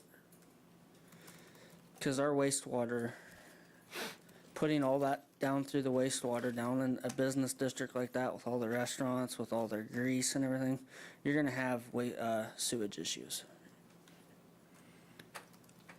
I know I don't know the answer. That was probably not germane to our, that degree of detail was not discussed last week. I don't know This is just the zoning. Yeah, if, I would agree that it's not germane, but it will be required to meet all applicable codes. We do have the project architect online, so you could direct that question to her, Leslie Arcado, if she has an answer for that. My recommendation would be to stay on topic and we not set the precedent of expecting designers to answer this level of detail for a zoning request. We'll deal with the applicable codes when the time comes. I will take advantage of your wisdom on that. Any other comments, or please come to the podium. Anybody? Okay, this is going to not be nice and sweet and short. It's me again. Just give the clerk your name again at the front. Tracy Okay. Sin, 741 Guernsey Drive, apartment 11, Salina, Kansas, 67401. And I would like to take this moment to let Ryan, what's your first name? Carl Ryan. All you did, your dad, before that. Mr. Sin, this has to be on this topic. Oh, what topic are we on? I'm sorry. What topic are we on now? We are on the issue of approving a zoning change to allow a auto spa on the property of the mall. Is this going to affect the voters? No, Thank you. That's all I have to say. I mean, I guess only those with dirty cars, but no. Okay, Like mine. all right. Any other comments? All right, bring it back to the commission for action. Mayor, I move we approve ordinance number 22-11124 on second reading. Second. Been moved and seconded to approve ordinance 22-11124 on second reading. May I roll call vote, please? Commissioner Hoppick, Aye. Commissioner Lankowitz, Aye. Commissioner Longbine, Nay. Commissioner Ryan, Aye. Mayor Davis. Aye, this motion carries 4-1. And we will move on to 6.2. 6.2, authorize publication of the notice of budget hearing for the 2023 budget, which sets September 12th, 2022 as the date for public hearing to exceed the revenue neutral rate and on the 2023 budget, and establishes the maximum limits of the 2023 budget. Ms. Pack. Good afternoon, Mayor and Commissioners. Debbie Pack, Director of Finance and Administration. Kansas statute requires that a formal public hearing be held when a taxing entity intends to exceed the revenue neutral rate, and also that a formal public hearing be held on a proposed budget. It also requires that a public notice be published at least 10 days prior to the public hearing dates, and that the notice be published on the city's website. The notice to exceed the revenue neutral rate and the budget hearing will include the date, time, and location for the hearings, as well as establish the maximum limits of the 2023 budget and the maximum amount of the ad valorem tax to be levied. The 2023 proposed budget establishes a maximum mill levy rate of 30.452 mills. This mill will allocate the following amounts: approximately $11,729,000 to the general fund, approximately $3,346,000 to the bond and interest fund, for a total of $15,075,000. The next steps for the budget process are to notify the county of the city's intent to exceed the revenue neutral rate, and then the county will send a notice to the taxpayers of all jurisdictions that intend to exceed the revenue neutral rate. Prior to September 2nd, we must publish the notice in the newspaper and on the website. We have established September 12th as our public hearing date. We'll hold those public hearings, and pass a resolution to extend the revenue neutral rate and adopt on first reading the 2023 budget. On September 19th, we'll be back to adopt the ordinance for the 2023 budget on second reading. Prior to August 1st, we must submit the adopted budget to the county.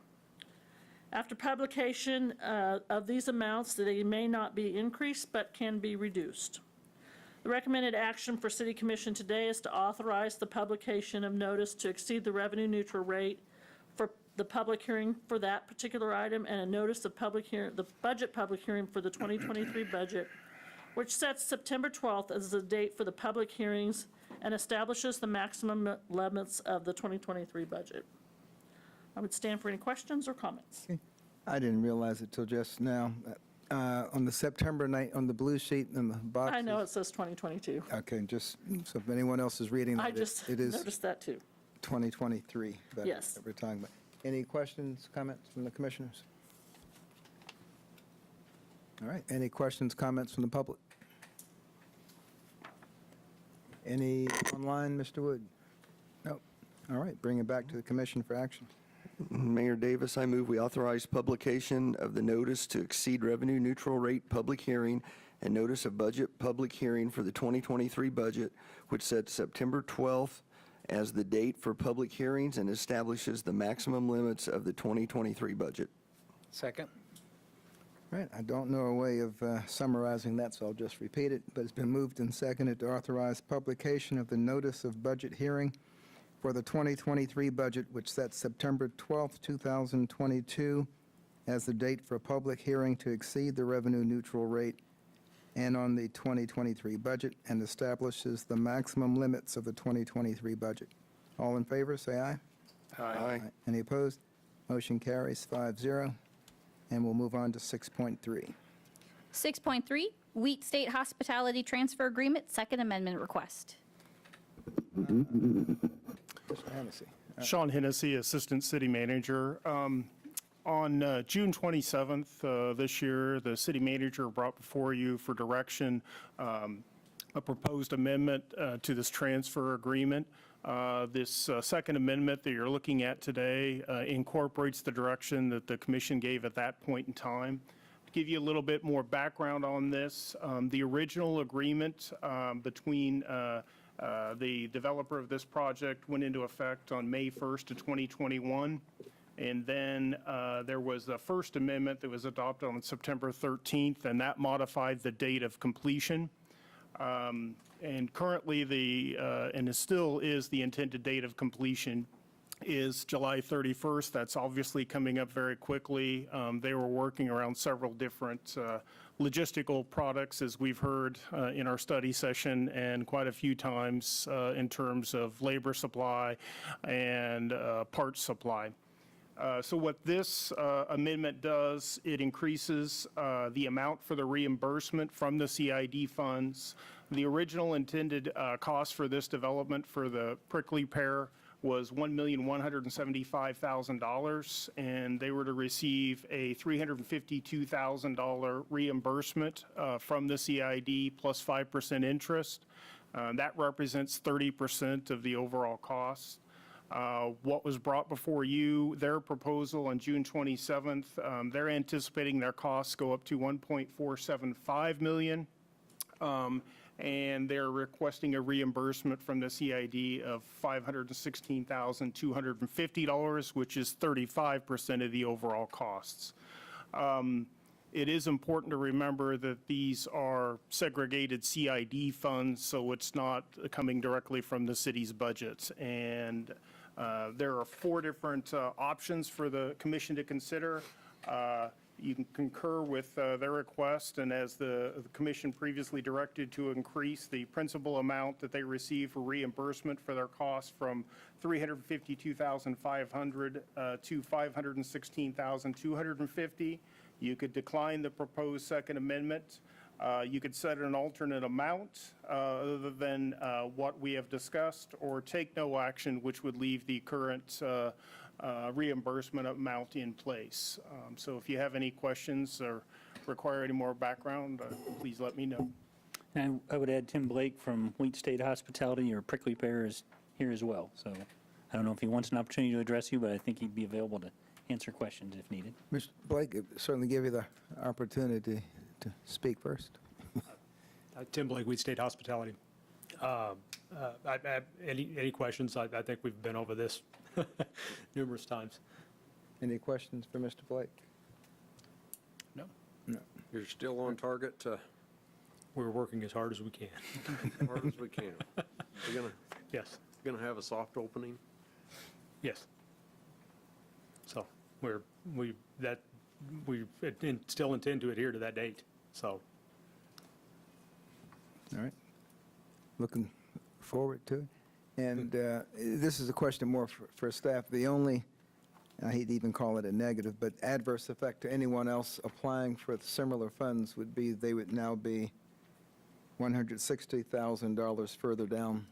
Correct. Down the road of receiving any. Yes, and I think the question came up the last time we talked about this. There's no intervening application that's come in or pending since we entered into this transfer agreement and the amendments. But you're correct that this is an additional allocation out of that fund. I think this report and the previous report pointed out that Salina 2020 is the master developer, is a partner in all this, and it comes with their recommendation that the increased funding amount should be authorized. Okay. Thank you. Thank you. Any questions, comments from the public?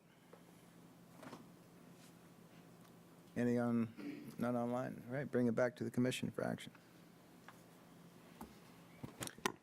Mayor, I move we concur with the applicant's request to amend the authorized new retail improvement CID fund proceeds from a principal amount of $352,500 plus 5% interest to $516,250 plus 5% interest, and approve the Second Amendment to the Wheat State Hospitality Transfer Agreement to authorize the funding increase. Second?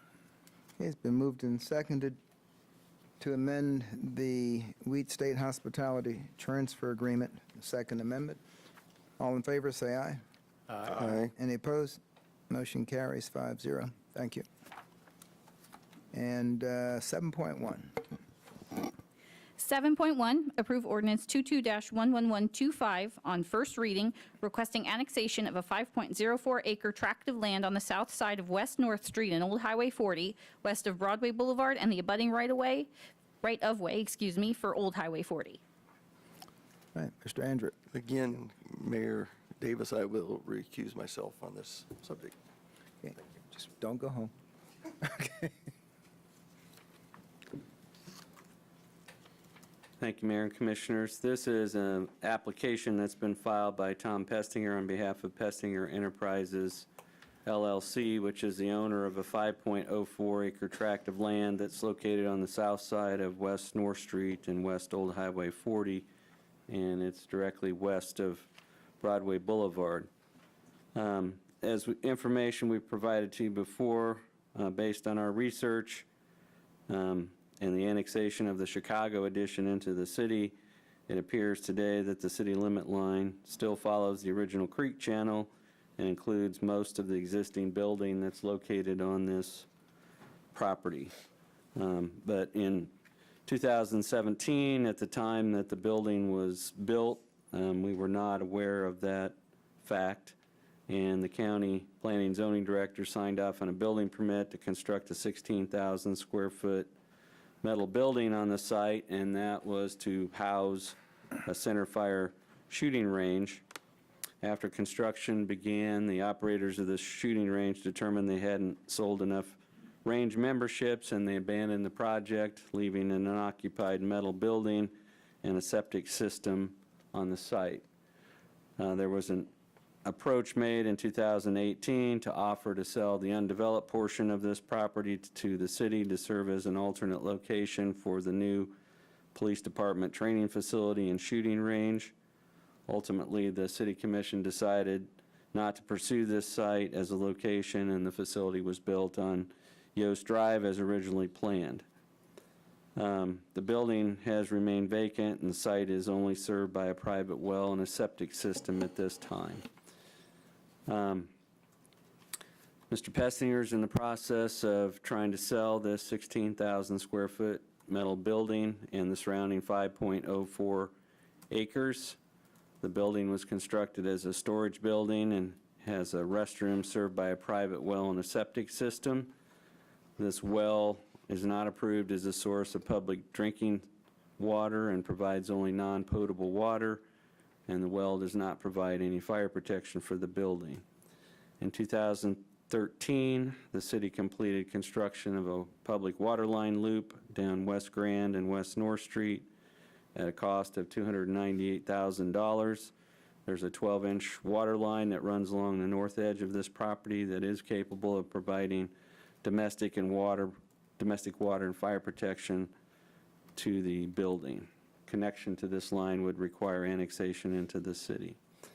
So this is a voluntary request. It's a written petition submitted by the landowner. It doesn't require any special notice or public hearing or resolutions. The city has the authority to annex this property upon request.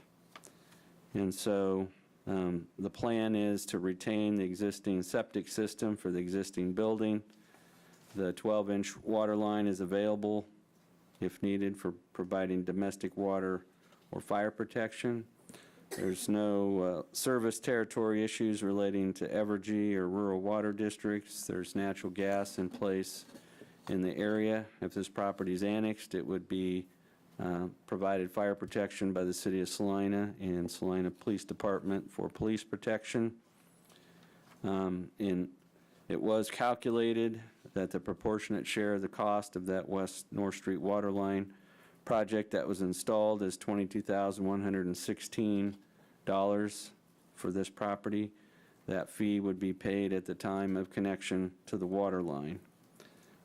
This property is zoned industrial in the county. It would maintain industrial zoning upon annexation.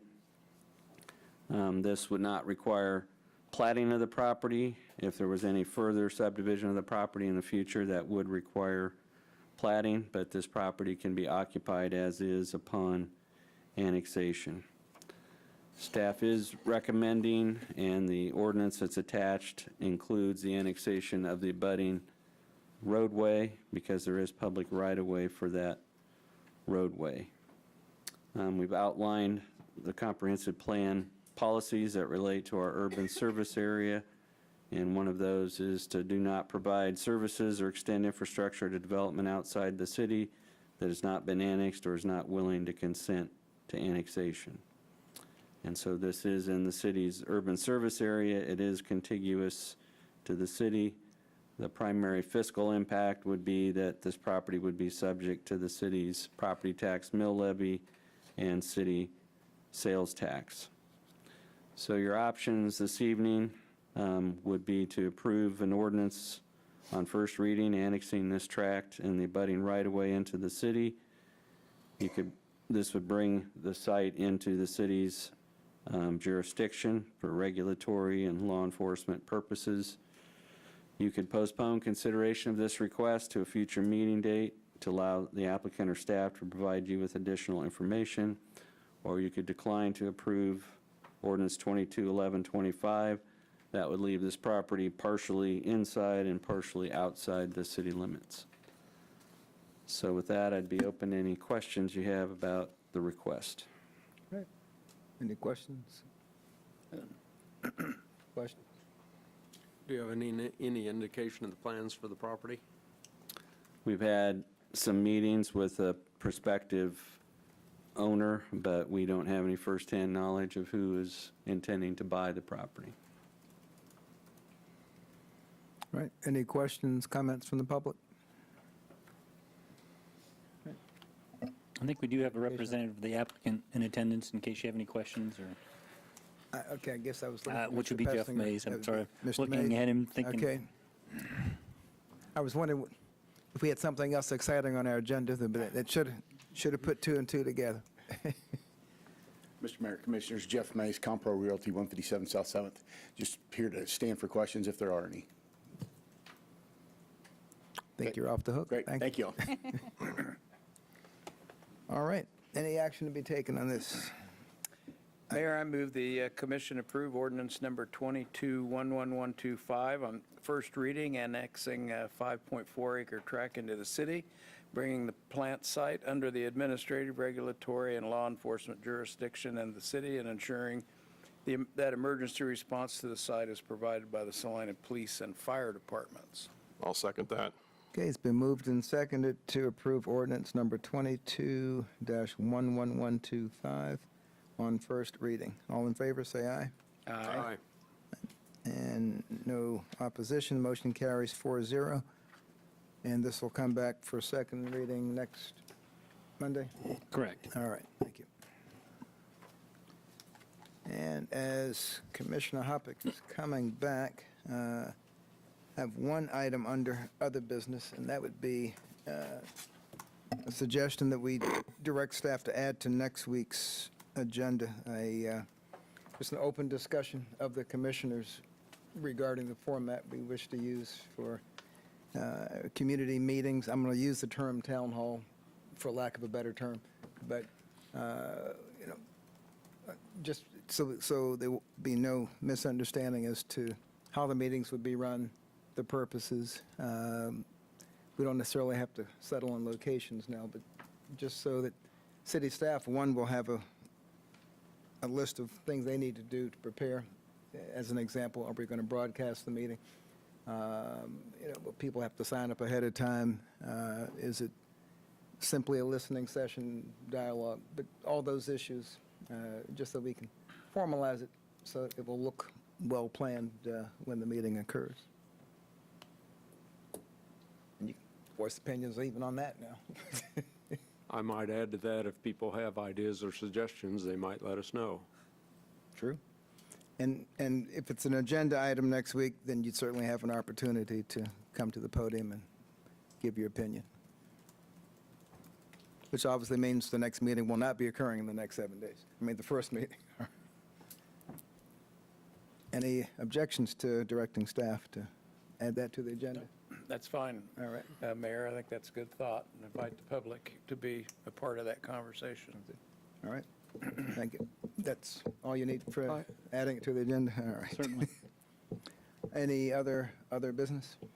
I have, I expected that over the Independence Day, I would get a lot of comment about the fireworks and everything going on. But the number one comment I received was the lack of the play day in the park. people really miss that event. And I think that we got a year to plan for it. There's no reason we can't bring that back. Where did it go? COVID. COVID and staff is what I've explanation Staffing I've was got. an issue Yeah. with that? Yep, but we certainly, I received similar feedback and have had some conversation with staff, and we can certainly talk it through. We have darn near 365 days to prepare.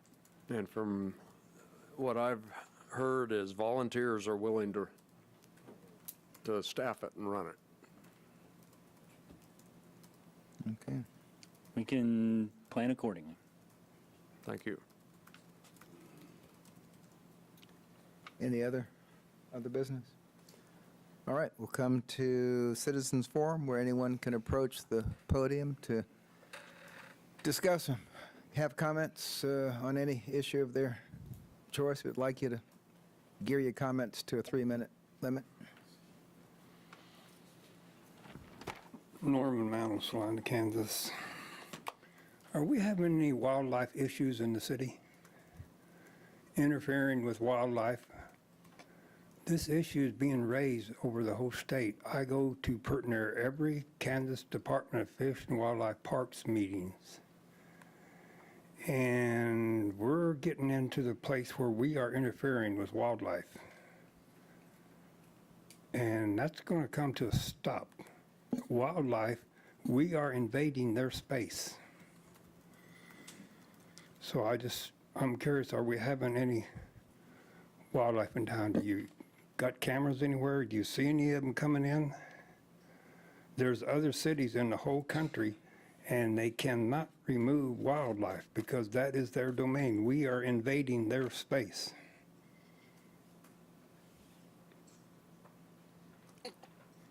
I don't have a direct answer to your question. Well, yeah, I know. I tend to stay away from the wildlife if I see them. Well,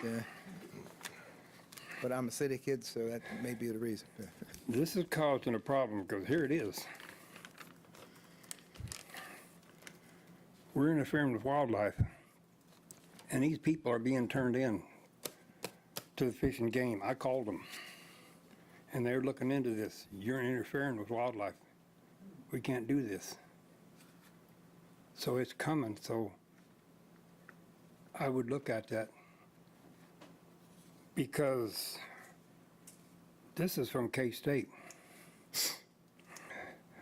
We say we're humans. No, we're not. We are subspecies of mammals. You better look and see who your closest relative is, and it's not the ape.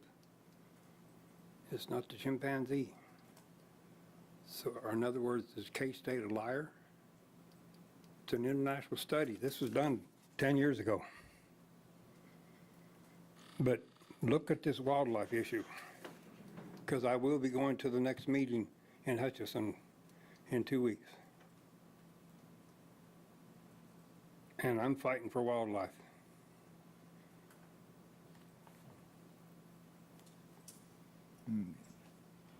Thank you. On that topic, wildlife, I have been attacked several times by a Mississippi kite while on my bicycle. And I understand they're a migratory bird, and but they are very protective, and somehow they're attracted to my yellow helmet. It's probably a mating thing. I'll do it quick. I'll do it quick. I still got 30 seconds left. These people loaded up a deer and hauled it around in a swather.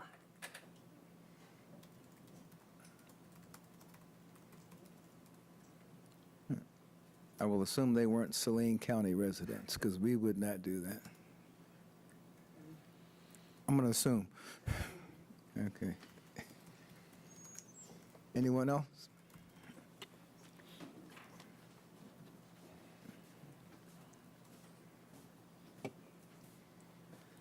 Dalton McDowell, Salina. You guys were speaking on your staffing issue. It's just not city, it's state, federal. Nobody wants to work for $18.50 an hour. The medium range in the Parks and Rec should be anywhere from like 1950 to 2250 and up. And has anybody been down on South 9th in front of the mall where the city maintains all that? It looks like crap. It's probably 2 foot tall in some areas. And then off of, I can't think of it, the road Station 3 is on Belmont. Looks like they used a swather to mow it on in the middle, and it looks like crap. And since he used the mower he used, when they mow it again, if they mow it in the same path with the same deck, it's just going to keep building up unless they go a different way or they use a different mower that doesn't have a middle discharge. Anybody else on the contract, you would have pulled the contract by now. I don't know who holds the contract, but we can certainly have city staff drive by and see what it looks like to make sure. Actually, I did, and I've followed up on that issue. I don't know the status, but I noticed the same thing on Belmont that he mentioned. Okay, thank you. Good to know we're on top of it. Mayor, Commissioners, Chad Farber here in Salina. I moved here from Mississippi, and I didn't bring those kites with me. Just letting you know, Commissioner Longvine. I am wearing a golf shirt today in honor of our golf tournament that's coming up at the Country Club this weekend. Looking forward to that. Nationally recognized lady golfers, senior LPGA golfers, and I hope the community gets involved with that. From what I'm reading, tickets are $10 a day, so you can go out there. I know it's supposed to be 105, 106 degrees on Friday and Saturday and Sunday, but I would encourage the community to go out there at the Country Club and enjoy a golf tournament and see some fantastic lady golfers out there this weekend. I did want to follow up on something that I brought to the commission last week. I encouraged you to put out a statement regarding the vandalism and everything that took place with the signs around town. And the mayor's comment, you can't legislate civility, and I completely agree with that. However, you can condemn it. As I mentioned, if we don't address it, it's going to continue to take place, and it has again this past week. Places of worship were targeted this past week, and signs were torn down. Mentally and emotionally unstable people actually went inside places of worship and caused havoc inside there, destroyed materials inside some of our churches and places of worship around town. And I would love for this governing body to maybe it's just one commissioner who will step up and say, look, we don't do this in Salina. This is not who we are. This is a statewide issue. This value them both, and the amendment that's coming up in the primary 2 weeks from tomorrow. And there are other towns around Kansas that are dealing with the same thing, but not to the same extent as Salina is seeing time after time after time. And so somebody needs to stand up and say, look, this is not who we are as Salinans. We may disagree, but we don't go on people's property and destroy things. That is not the correct way, the correct format to voice your opinion. So whether it's from this governing body, from the police department, whoever it is, this needs to be addressed. I've talked with several citizens who agree with one side or the other, but they are leery to put any type of signage in their yard because they have seen the destruction of signage around town. And as you can see, the majority, if not all of it that I have seen, have been these purple vote yes signs around town.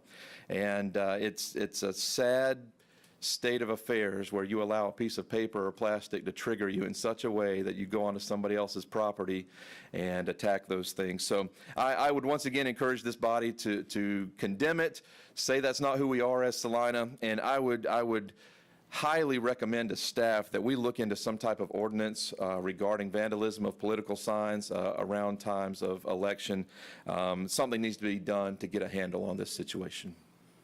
Well, if the other commissioners are okay with it, I may ask just for a transcript of Reverend Farber's comments and have the city managers come up with a nonpartisan statement condemning this action. I agree.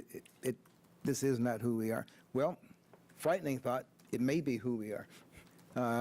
So it's who we should not be. I agree with you. and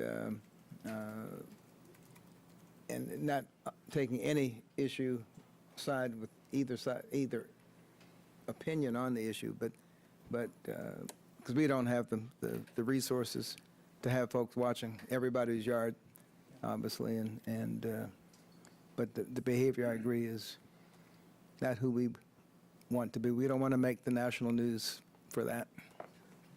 Any thoughts on? We have a lot of proclamations from time to time, maybe a proclamation, listen up, maybe a proclamation to that effect about the value of civility and just pointing out that it is vandalism and breaking the law, but the staff has always been very good at wording proclamations if we can formulate how we want the philosophy of it to read. But your point about not legislating civility is, I think, well taken, and it would be appropriate for us, I think, to speak to that. I think regardless of what side of the political aisle you're on, it's absolutely against the spirit of the First Amendment. I think it's repugnant. And I'm not going to say which side is maybe more guilty than the other, but I think it's just something where, again, it's First Amendment. If you're trespassing and damaging property, I mean, it's common sense. Don't do that. It's common decency. And I would argue that it's probably even more of a touchy issue during an election where it's political speech, and we just need to be hands-off. And again, regardless of what side of the aisle you're on, the rules need to be the same. And this goes a little beyond free speech, and it's criminal activity. And it's destruction, damaged property, trespassing.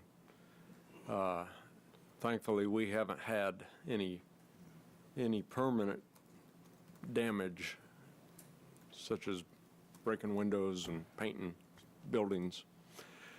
But it is horrible, and it is where we are at as society. We're paying the price in society for where we've gotten to. I would like to see. I brought this up with city manager right after the Supreme Court ruling to bring the police department's attention to some of these properties that are targets. Number one, the Pregnancy Service Center right across the street. So we got to be cautious, and we got to let people know that we're not going to stand for it. The law's the law. We have laws on the books. We don't need to make no new laws. But the bottom line is these people tend not to obey any laws. And, we can do what we can to enforce. And I think our police department is doing a very good job. They're taking many, many reports. And, yeah, I'd like to see maybe a statement from the city prosecutor or the county attorney. The county attorney in Shawnee County made a statement last week on WIBW.